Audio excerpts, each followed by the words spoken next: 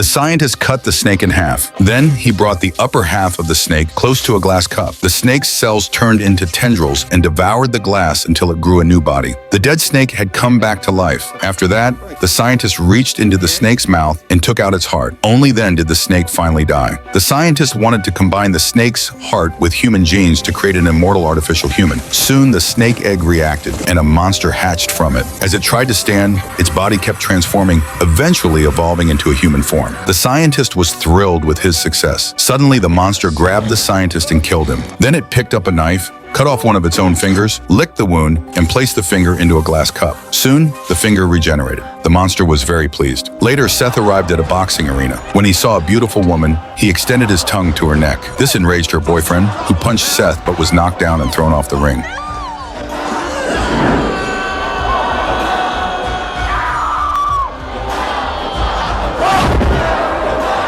At that moment, a security guard arrived with a shotgun. Seth dropped the woman and blocked the gun with his hand, but in the next second, his hand was blasted apart. However, Seth immediately knocked the guard to the ground with a punch. Then SWAT officers chased after him. Just as one of them was about to shoot, Seth hid among the crowd and escaped into the street. A train happened to arrive. Seth extended his injured arm toward the glass, and his arm began to absorb it. In an instant, his arm was fully restored. He then took a hostage and provoked the pursuing SWAT officer. Unexpectedly, the officer opened fire and injured the hostage. Without checking the hostage, he chased Seth at full speed. They reached a skyscraper. Out of bullets, they fought hand to hand. The officer was soon knocked down, but grabbed Seth and jumped off the building. Using a rope, the officer swung back into the building with Seth crashing through the glass. Seth, however, fell and landed among shards of glass. He began to regenerate rapidly.